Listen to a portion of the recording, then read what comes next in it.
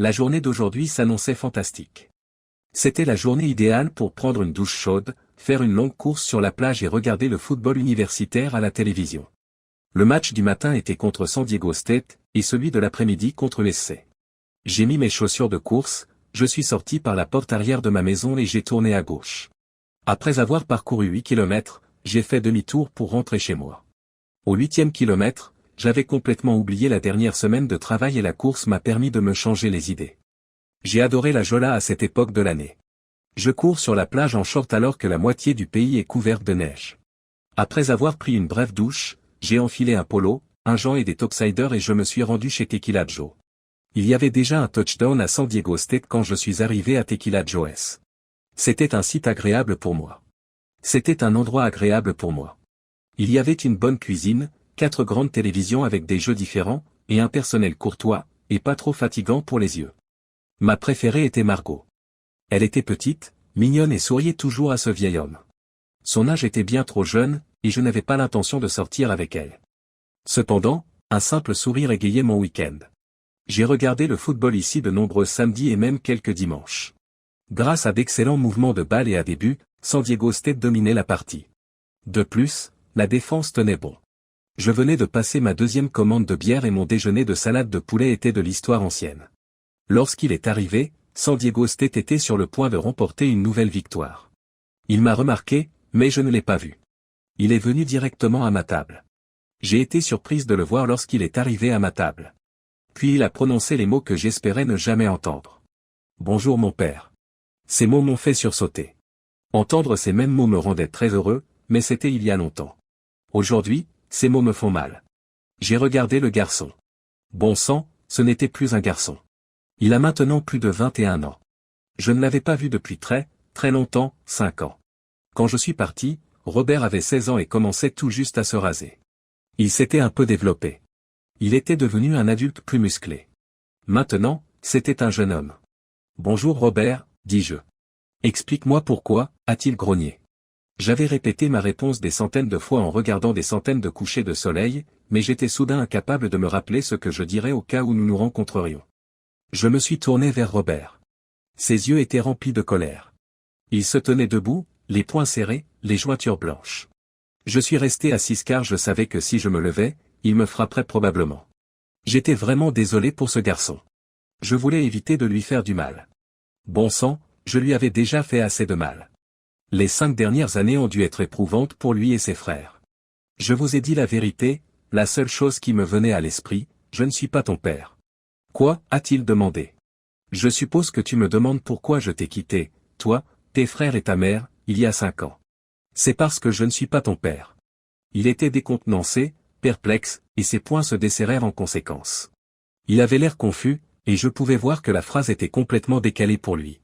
Les pièces manquantes s'assemblaient. Je me suis levé et je l'ai aidé à s'asseoir sur la chaise. Je voyais son monde s'effondrer à la façon dont il me regardait, comme le mien l'avait fait 5 ans plus tôt. J'ai passé un coup de fil à Margot et commandé quelques bières. J'avais l'habitude d'avoir des fantasmes à ce sujet. Boire une bière avec mon fils, mais pas exactement comme je l'avais imaginé. Tout ce qu'il a pu dire, c'est « comment ». Quoi. J'ai commencé après l'avoir regardé sérieusement. Je vais commencer par le début. C'est le premier jour du lycée que ta mère et moi nous sommes rencontrés. C'était au cours de la 2e heure du laboratoire de sciences. Elle venait de déménager de l'Oklahoma à Denver et était nouvelle dans l'école. Elle était la dernière personne à entrer dans le laboratoire et la seule place libre était à côté de moi. Personne ne voulait s'asseoir à côté de moi parce que j'avais la réputation d'être l'un des enfants intelligents. Les enfants ne fréquentent jamais les enfants intelligents et ne veulent jamais s'asseoir à côté d'eux. Sandy, la nouvelle, s'est retrouvée à côté de moi. Je n'aurais pas pu être plus heureux. C'était la plus belle fille que j'ai jamais vue. Elle était blonde et grande. Ces 2 qualités étaient mes préférées. Malgré son petit gabarit, elle avait une belle silhouette dans son pull. Elle m'a offert un sourire qui a fait battre mon cœur. Après cela, je suis devenu accro. Monsieur Rothenberg était un élève strict, et le cours de sciences était difficile. Sandy était intelligente, mais ses points forts étaient les sciences et les mathématiques. Nous étions partenaires de laboratoire, et je devais donc l'aider à suivre ce cours en tant que tuteur. 2 fois par semaine, nous allions à la bibliothèque pour étudier. Pour une raison ou une autre, elle semblait m'apprécier. Nous nous sommes très bien entendus et sommes rapidement devenus les meilleurs amis du monde. Elle a obtenu un solide B à son examen. Cette année-là, nous sommes devenus les meilleurs amis du monde. Nous avons suivi 3 cours ensemble en 2e année. Elle m'aidait en composition et je l'aidais en arithmétique. Cette année-là, nous avons suivi ensemble le cours de biologie. Pendant la séance d'éducation sexuelle, nous avons rougi toutes les deux et je l'ai embrassée après le cours. C'était mon tout premier baiser. Nous sommes restés en couple jusqu'à la fin du lycée. Ensemble, nous avons assisté à tous les matchs de football, à toutes les soirées dansantes et à toutes les fêtes. Nous nous sommes avoués nos sentiments l'un à l'autre après le homecoming de notre première année. C'était dans la voiture de mon père, garée à côté de notre ancien terrain de football, sur la banquette arrière. J'étais mal à l'aise et maladroit. Elle était parfaite. Je ne me suis jamais autant amusé qu'à ce moment-là. J'ai cru que j'étais passé et que j'étais entré au paradis. Nous avons rencontré un problème en dernière année. J'ai été accepté au MIT de Boston. Nous avons travaillé dur pour qu'elle soit acceptée au Boston College, car nous ne voulions pas être séparés. Nous avons fêté notre diplôme de fin d'études secondaires et passé un été extraordinaire ensemble. Cet automne-là, nous avons fait nos valises et déménagé à Boston. Nous avons loué un appartement modeste à proximité de son établissement d'enseignement, et je me suis rendu à Cambridge pour mes cours. Pour mes frais de scolarité, j'ai reçu une bourse, et pour ceux de Sandy, nous avons obtenu des prêts scolaires. Nos parents nous ont aidés à payer la nourriture et le loyer. Nous étions heureux, amoureux et jeunes. C'était dur à l'école. Tous les soirs et la plupart des week-ends, je devais étudier. On attendait beaucoup de moi et je voulais exceller dans ma classe. La charge de travail et le niveau de dévouement de Sandy étaient différents. Elle était venue pour être avec moi, pour obtenir son diplôme et pour s'amuser. Nous étions amoureux et nous avons profité de chaque occasion d'être ensemble. C'est dans cet environnement que les dispositions sociales de votre mère sont apparues. Sandy a formé un cercle très fermé de connaissances masculines et féminines. Je n'y ai pas pensé sur le moment. Elle aimait être au centre de l'attention de ses amis lorsqu'ils étaient présents. Elle était toujours aimable avec tout le monde. Nous roulions vers l'est chaque automne et passions l'été à la maison. 4 années se sont écoulées rapidement. Sandy a obtenu une licence d'histoire, tandis que j'ai obtenu mon diplôme d'ingénieur en aéronautique. Nos parents ont organisé une fantastique fête de bienvenue à notre retour à Denver. Tous nos amis étaient là. Je me suis mis à genoux et j'ai demandé ta mère en mariage. Même si tout le monde savait que nous allions nous marier, c'était l'occasion officielle. Elle a dit « oui » en pleurant. Nous avons fait la fête toute la nuit après la célébration. Sandy était parfois pleine d'énergie. Telle était la situation. Aucun jeune n'a envie d'entendre des détails sur la vie privée de sa mère, alors j'ai évité d'en parler. Le lendemain, j'étais à peine capable de bouger. J'ai postulé à quelques emplois avant d'obtenir mon diplôme et j'ai discuté avec quelques employeurs lors de salons de l'emploi. Mon diplôme en poche, je suis parti à la recherche d'une carrière légitime. Après mes entretiens, on m'a dit que j'étais recherché par quelques entreprises. Cependant, cela aurait signifié pour nous un déménagement. Sandy et moi avions l'intention de rester dans la région de Denver. Elle souhaitait rester près de sa famille et de ses amis. Telluride Technologies, dans son unité de conception d'avions, m'a fait une offre que j'ai acceptée. Au début, j'étais au bas de l'échelle, mais j'ai vite compris la procédure et j'ai été promu chef d'équipe. Nous exécutions une partie de leur travail de conception dans le cadre d'un contrat avec Boeing. Mon diplôme du MIT m'a été très utile car nous travaillions sur plusieurs projets de pointe. Sandy était spécialiste de la facturation médicale pour une compagnie d'assurance. Elle trouvait le travail facile, mais cela ne la dérangeait pas. Elle était plutôt préoccupée par l'organisation de son mariage. Elle s'occupait avec ses collègues et ses amis. Les mois ont filé et l'instant d'après, nous étions devant l'autel. Nous nous sommes mariés lors d'une belle cérémonie dans le jardin de ta grand-mère. Toutes nos familles, tes grands-parents et tous nos collègues étaient présents. C'était un jour merveilleux. Je garde encore des souvenirs de cette journée. Tu as vu les photos. Je pensais qu'elle était la meilleure chose qui me soit arrivée. Pour un diplômé du MIT, je n'avais aucune idée de ce qui m'attendait. Nous avons pris un petit appartement et nous nous sommes installés. Robert a tout compris. Bien qu'il ait sans aucun doute déjà entendu ces histoires, il est maintenant très attentif. Il cherchait quelques pièces manquantes pour compléter son propre puzzle. J'ai continué, au travail, je me faisais remarquer. Un jour, le patron m'a convoqué dans son bureau et m'a demandé si je voulais changer d'unité. Il y avait 2 autres hommes avec nous. J'ai trouvé étrange que mon patron ne nous ait jamais présentés. Plus tard, j'ai appris qu'ils venaient du gouvernement. Ils étaient très haut placés dans l'armée de l'air. J'ai posé quelques questions sur ce sur quoi nous allions travailler, mais il s'est contenté d'éluder les questions. Il ne m'a pas donné la moindre idée de ce que serait l'avenir, mais il m'a simplement dit que cela me plairait et qu'il y aurait une augmentation. J'ai dit oui. J'ai rempli un tas de formulaires de la part des deux hommes. Je suis rentré chez moi et j'ai dit à Sandy que je venais d'être promu. Le lundi suivant, je me suis présenté au travail et on m'a donné un rapport de vol sur un projet appelé AvBlue. Je devais commencer à travailler sur de nouvelles technologies pour l'armée de l'air. Techniquement, les mots que nous avons utilisés étaient que nous travaillions sur la réduction des signatures radar transversales tout en augmentant les capacités de combat. Aujourd'hui, nous appelons ce travail la furtivité. Il s'agissait d'un travail très secret. C'était amusant, mais Sandy et moi en avons souffert. Sandy me soutenait et nous étions proches, passant du temps ensemble dès que nous le pouvions. Mais certains soirs, je devais travailler tard et elle devait se divertir.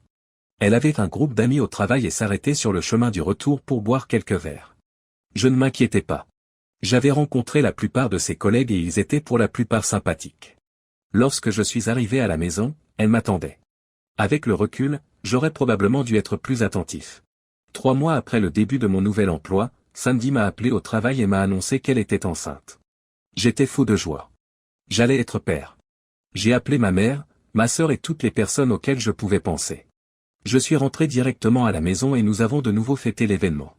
Nous sommes restés éveillés tard dans la nuit et avons tout planifié, jusqu'à l'université de notre bébé. Dans les mois qui ont suivi, nous avons peint une pièce pour la chambre d'enfant et nous nous sommes préparés à accueillir notre famille. Quelques mois plus tard, tu es arrivé. J'étais dans la salle d'accouchement et je t'ai regardé venir au monde. Je pense que ce fut le plus beau jour de ma vie. Tu étais magnifique. 2 bras, 2 jambes, un beau visage et un grand cri. Robert s'est contenté d'être attentif. Je me suis tourné vers Margot et j'ai croisé son regard. Elle n'était pas loin. Était-elle attentive? Cela avait-il vraiment de l'importance? Elle portait 2 boissons supplémentaires. Nous avons discuté des noms. Je devrais dire, j'ai parlé de noms. Je voulais te donner le nom de mon père, Édouard, ou de mon grand-père, Peter. Mais Sandy n'a rien voulu savoir. Elle t'a appelé Robert et c'est tout. J'étais simplement heureux d'avoir un fils et je ne m'en souciais guère. C'est donc Robert qui a été choisi. Avec une nouvelle bouche à nourrir, j'ai senti que je devais travailler encore plus dur. Je voulais subvenir à tes besoins et à ceux de notre famille. Je trouvais encore du temps pour Sandy, mais elle était toujours fatiguée. J'aidais à changer les couches et je m'occupais à mon tour des tétés après minuit, mais les choses étaient tendues. Sandy est restée à la maison pendant quelques mois, mais je voyais bien que cela l'épuisait. Elle avait besoin de la compagnie d'un adulte et je l'ai encouragée à retourner travailler. Ma mère pouvait faire du babysitting. Sandy était beaucoup plus heureuse après cela. Sandy a travaillé dur pour se remettre en forme. Après ta naissance, elle a marché et fait de l'aérobic presque tous les jours. Au bout de 6 semaines, elle était en pleine forme. Nous avons rapidement pris nos habitudes. Travail, repas et sommeil. Nous avons renoué avec notre intimité aussi souvent que tu le permettais. Sandy a même pu sortir quelques soirs avec ses collègues pendant que je restais à la maison. Ce n'est que 6 mois plus tard que Sandy m'a annoncé qu'elle était à nouveau enceinte. Nous avons rapidement décidé que notre petit appartement était trop petit et nous avons commencé à chercher une maison. Nous avions économisé pour le versement d'un acompte et nous avons rapidement trouvé une maison en banlieue. C'était une belle maison avec un grand jardin. Nous avons emménagé et 1 mois plus tard, nous étions de retour dans la salle d'accouchement. Ton frère est arrivé en poussant des cris et des coups de pied. Encore une fois, je voulais l'appeler Édouard ou Peter, mais ta mère l'a appelé Randy. J'ai cédé et Randy est entré dans notre famille. Je pensais que nous étions heureux. Je n'avais pas la moindre idée que quelque chose n'allait pas. Avec 2 garçons en couche, je pensais que le stress était normal. Après la naissance de Randy, nous avons décidé que Sandy ne pourrait pas reprendre le travail. Elle est restée en contact avec tous ses amis de travail et sortait encore avec ses amis de temps en temps. 1 an plus tard, Sandy était à nouveau enceinte. 9 mois plus tard, Tim est arrivé. 1 an plus tard, Michael est arrivé. Tu avais 4 ans quand Michael est né. Après Michael, nous avons décidé que 4 garçons étaient suffisants et Sandy s'est fait ligaturer les trompes. Mais toi et tes frères étiez une forme très efficace de contrôle des naissances et notre vie intime a été remise en question. Mais j'étais heureuse. Nous avons rapidement trouvé notre petite maison trop petite. Nous avons fait le tour du marché et avons trouvé une maison à Aurora. C'était une belle maison avec un jardin assez grand pour tous les enfants et leurs jouets. J'ai commencé à remarquer des choses chez Sandy. D'abord, elle ne vous a jamais appelé « nos garçons ». Elle disait toujours « ces garçons ». J'ai mis ça sur le compte de la fierté maternelle, mais ça me dérangeait quand même. D'autre part, elle nous rabaissait, mon travail et moi. Chaque fois que nous allions à l'un de ces événements sociaux, elle disait que je dessinais des avions pour gagner ma vie. Je ne l'ai pas corrigé parce que je ne voulais pas l'embarrasser devant ses amis et aussi parce que ce que je faisais était confidentiel et que je ne pouvais pas en parler de toute façon. Mais cela m'a quand même fait mal. Mon travail était très éprouvant. Je dirigeais mon équipe de conception d'un nouveau chasseur furtif. Il y avait des récriminations au Moyen-Orient et l'armée de l'air exerçait une forte pression. Mon équipe et moi-même tenions nos promesses. Mes patrons étaient satisfaits et ils le montraient en augmentant la charge de travail.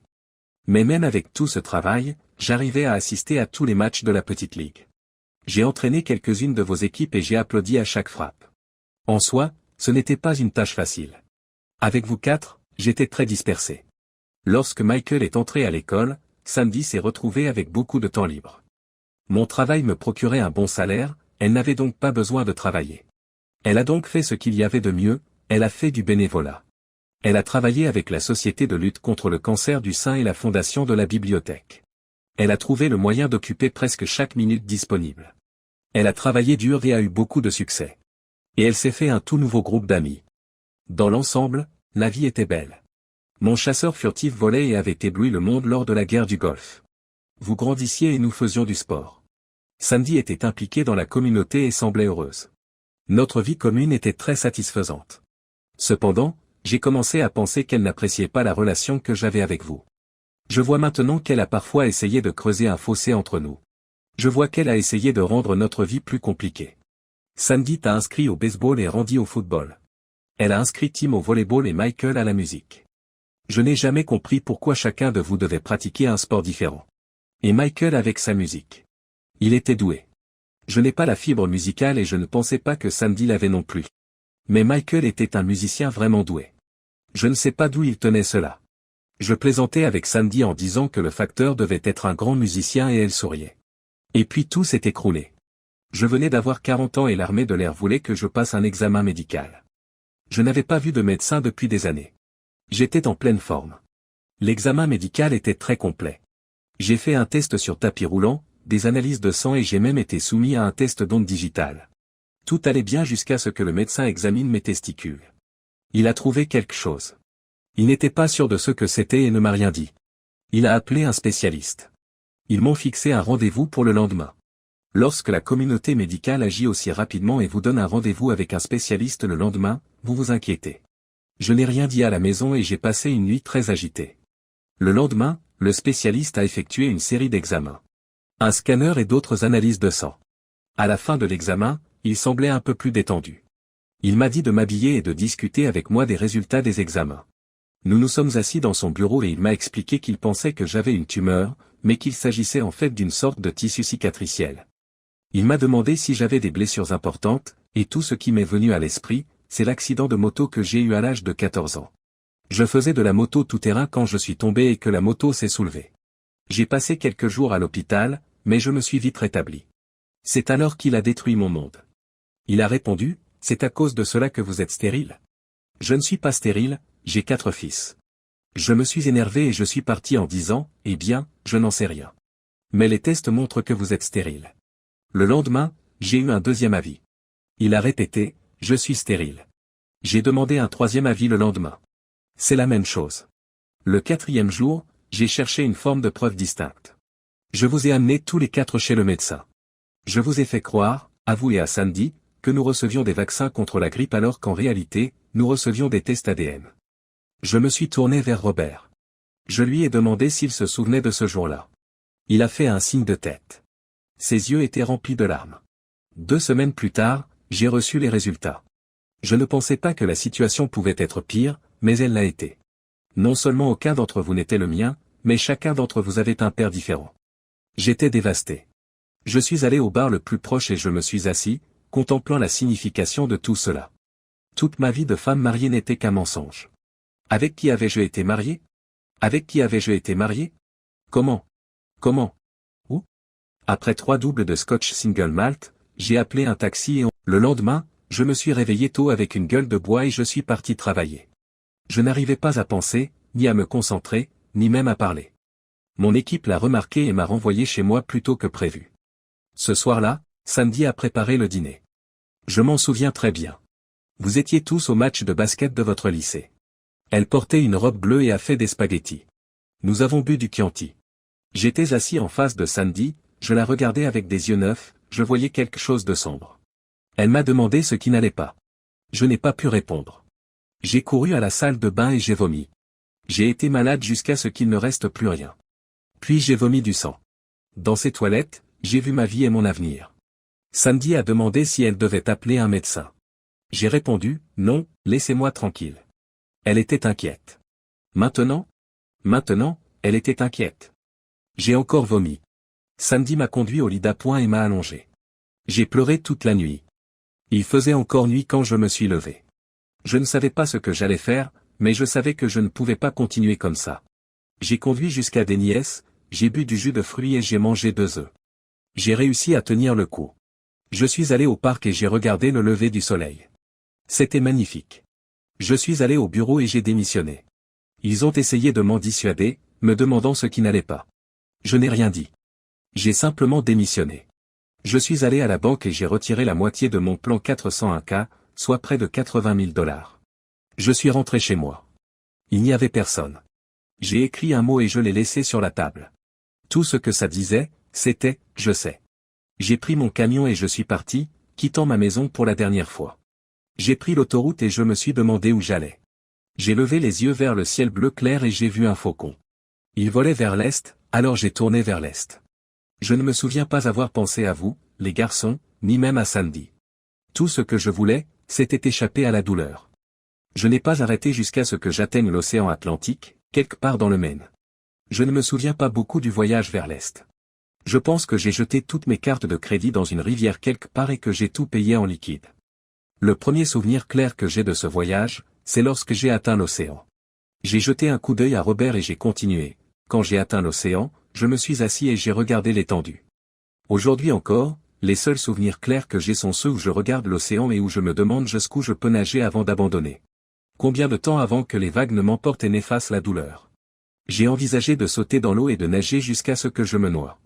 Plus d'une fois, j'ai enlevé mes vêtements, je les ai pliés proprement sur le rivage et j'ai marché dans les vagues, mais j'ai réalisé que je n'y arriverais pas.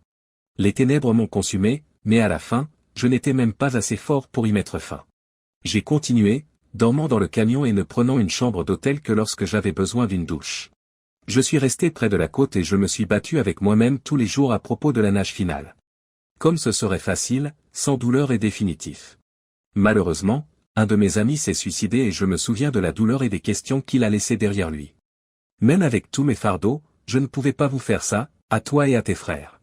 J'étais un perdant et un sans-abri à la dérive. J'ai tourné vers le sud et j'ai descendu la côte. Je voulais économiser mon argent, alors j'ai trouvé un emploi.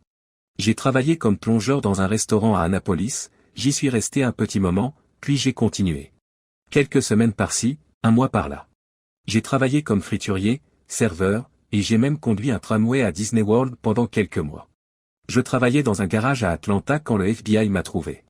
Apparemment, les autorités fédérales n'aiment pas que des personnes ayant une habilitation de sécurité top secrète disparaissent. Je travaillais dans un garage appelé Alice Brack. Al était un grand gaillard, typique d'un mécanicien. Il portait toujours une chemise graisseuse avec Al sur la poche et un cigare non allumé au coin de la bouche. Après avoir travaillé pendant environ 2 semaines, je suis arrivé au travail un matin, Al m'a accueilli à la porte. Il m'a dit qu'il y avait 2 types qui voulaient me parler et il m'a escorté dans son bureau. 2 agents attendaient. Lorsque je les ai vus, la peur et la douleur sont revenues. J'ai cru qu'ils allaient me reprendre.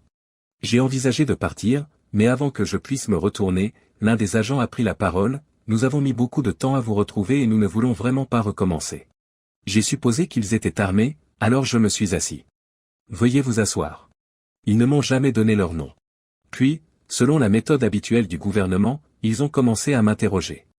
Je devrais plutôt dire à m'interroger. J'avais déjà eu affaire à des fédéraux et à des contrôles de sécurité à de nombreuses reprises, ils ne m'intimidaient donc plus autant qu'avant. Ils m'ont demandé ce qui s'était passé et pourquoi j'étais parti. J'ai répondu que ma femme et moi avions eu un désaccord et que je ne pouvais plus vivre avec elle. Après quelques échanges, ils en sont restés là. Le plus grand a déclaré qu'il signalerait au gouvernement qu'il m'avait trouvé. J'ai demandé s'ils allaient le signaler à ma femme et il m'a répondu, non. Ma femme ne les intéressait pas. J'étais sûr qu'ils connaissaient la raison de mon départ. Ils m'ont rappelé mes accords de confidentialité et m'ont fait les menaces implicites habituelles. Je les ai remerciés et ils sont partis. En sortant, l'agent le plus court s'est retourné et a dit, « Je comprends. Je suis désolé. J'ai vu de la douleur dans ses yeux. J'ai acquiescé et rien d'autre n'a été dit. De retour au travail, Anne m'a confié un travail sur les freins. Je ne pense pas qu'Anne m'ait fait confiance après ça, et je suis parti une semaine plus tard. J'ai toujours pensé que les fédéraux gardaient un œil sur moi après ça, et de temps en temps, l'un d'entre eux venait me voir. Je pense qu'ils voulaient juste s'assurer que je ne divulguais pas de secrets. J'avais mes propres problèmes. Je ne parlais pratiquement à personne. Je ne me souviens pas d'une seule conversation que j'ai eue depuis mon départ. Parler à quelqu'un ou lui transmettre ses secrets était loin d'être envisageable. J'étais abîmé. Je pense que les gens l'ont vu et m'ont laissé tranquille. J'ai passé environ un an sur la côte est avant de partir vers l'ouest. La Nouvelle-Orléans, Houston, Kansas City, Phoenix, puis l'océan Pacifique. J'ai travaillé un peu. J'ai réfléchi. J'ai beaucoup pleuré. J'ai essayé de me souvenir de tout ce qui avait été dit dans notre passé, de tout ce qui avait été manqué. Personne. Je n'y arrivais pas. Je me suis souvenu de chaque conversation avec elle. Chaque insulte. Qu'est-ce que j'ai fait de mal? Tous les bons moments, tous les mauvais. Je ne l'ai pas vu. Je me demandais comment vous alliez, les garçons. Vous m'avez manqué. Mais je ne pouvais pas vous faire face avec ce que je savais maintenant. À la fin de la 2e année, une partie de la douleur avait disparu. Je ne pleurais plus que la plupart des soirs. Certains jours, j'avais 10 bonnes minutes de paix. J'ai commencé à reconstituer des éléments de notre passé. Samedi avec un collègue qui s'appelait Robert. Je l'ai rencontré plusieurs fois. Un trou du cul. Je ne l'ai jamais aimé, et à l'époque, je ne pouvais pas dire pourquoi. J'avais rencontré un autre collègue nommé Randy. Même chose. Elle avait une amie proche qui s'appelait Suzanne, et je me suis souvenu que son petit ami s'appelait Michael. Je me souviens que Suzanne disait qu'il était un bon guitariste. Il jouait dans un groupe de rock quelque part. Chaque souvenir me tuait un peu plus. Les faits se révélaient, mais les raisons qui les avaient motivés n'apparaissaient jamais. L'avait-elle fait intentionnellement? Pourquoi ces noms? J'étais aux portes de l'enfer. Sur la côte ouest, j'ai commencé à trouver une nouvelle paix. J'ai découvert que j'aimais regarder le coucher de soleil sur l'océan. Je trouvais un endroit le soir et je regardais les vagues et le soleil jusqu'à la tombée de la nuit. J'en ai vu des centaines. Chacun était différent. Chacun d'entre eux m'a permis de prendre le temps de réfléchir, de me souvenir. J'avais l'impression de guérir. Peut-être que les raisons ne seraient jamais révélées. Je me suis retrouvé à Seattle. Je travaillais comme serveur dans un restaurant familial quand tout a changé à nouveau. 2 types sont entrés. Ils avaient l'air d'intello, avec leur protection de poche. Ils ont étalé le dessin d'un avion. J'y ai jeté un coup d'œil rapide. Un petit avion d'affaires. En attendant leur commande, j'ai regardé le dessin de plus près. Ils ont commandé et j'ai dit, les prises d'air ne sont pas bonnes. Quoi? J'ai répondu, si vous changez les prises d'air, vous pouvez augmenter les performances du moteur. L'un d'eux a dit, comment le savez-vous? J'ai sorti une feuille de papier et j'ai fait quelques calculs rapides. C'est un coup de chance. J'ai pris une serviette de table, je l'ai posée sur le dessin, j'ai dessiné les moteurs et modifié les prises d'air. Rien qu'en faisant cela, vous augmenterez les performances d'environ 23%. Ils sont restés muets et j'ai ajouté, le train d'atterrissage n'est pas bon non plus. Je suis allé chercher de l'eau pour la table 5, et lorsque je suis revenu avec le déjeuner, ils ont laissé un généreux pourboire. Le lendemain, j'étais de nouveau serveur. Il y avait beaucoup de monde à midi et je travaillais rapidement. Un homme en costume est entré et s'est assis dans ma section. Je lui ai apporté une boisson glacée et lui ai demandé ce qu'il voulait. Il a sorti un croquis et j'ai vu que les modifications que j'avais apportées à l'apport avaient été faites. Est-ce qu'il demande?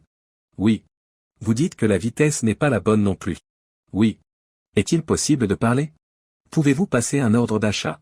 Votre changement se traduira par une amélioration de 22,7% des performances. Vos estimations étaient très précises. Je crois que je n'ai plus l'habitude. Est-il possible de parler?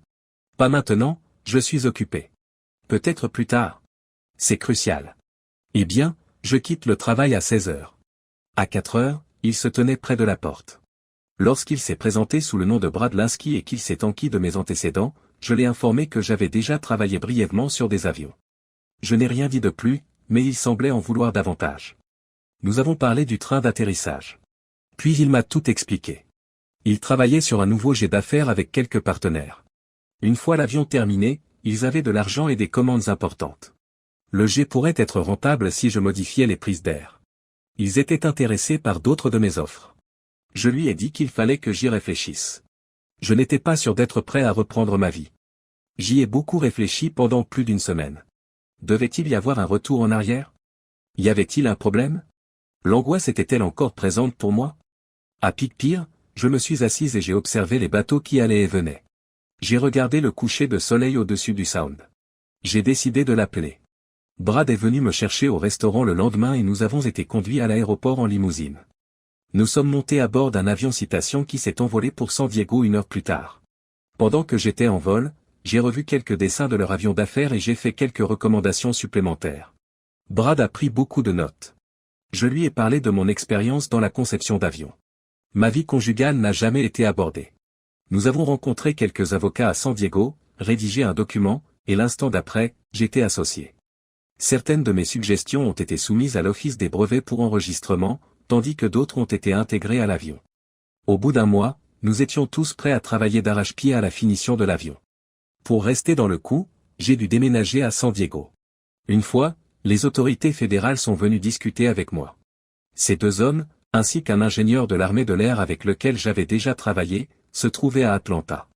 Ils ont examiné l'accord de confidentialité et ce que je faisais. Ils étaient mécontents, mais rien ne m'arrêtait. Notre travail se déroulait bien lorsque nous avons reçu un appel d'Airbus. Ils souhaitaient utiliser mes concepts pour leurs prochains avions de ligne. Boeing a ensuite appelé. Après avoir obtenu des licences de système, les revenus ont commencé à arriver.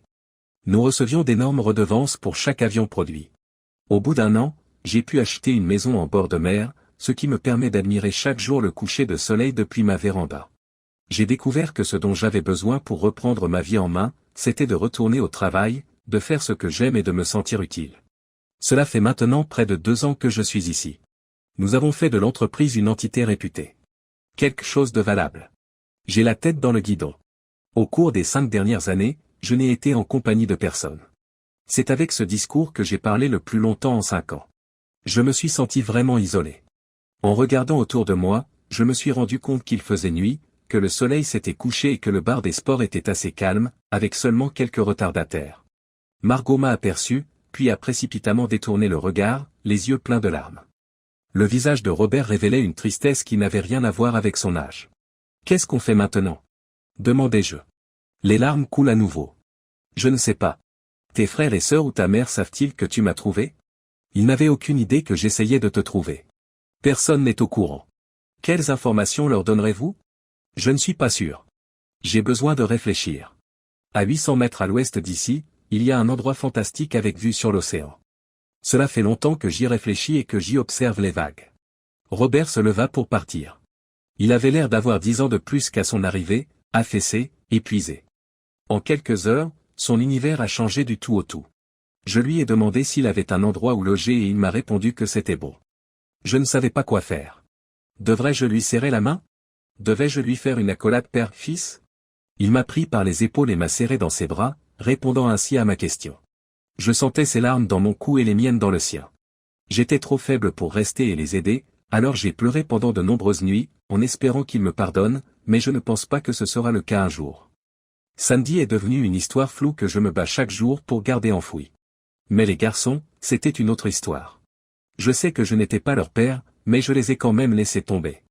Ils étaient et sont toujours les vraies victimes de cette tragédie. Il m'a demandé s'il était possible de discuter de la journée de demain. J'ai répondu, je serai là. Je me suis rassis, en transe, mon ancienne vie était soudain devant moi, et je ne savais pas quoi faire. Et sur ce, il est parti. Je l'ai vu entrer avec des problèmes sur le visage, a commencé Margot, j'ai pensé que nous allions devoir rompre quelque chose. Elle a pris 2 bières et les a posées devant nous, en buvant une grande gorgée. Nous sommes restés assis tranquillement pendant un moment. Je restais dans les parages au cas où il aurait des ennuis. Je ne voulais pas faire de mal en écoutant. J'ai tout entendu, dit-elle en se penchant pour me serrer dans ses bras et pleurer. Qu'est-ce que j'étais censé faire ?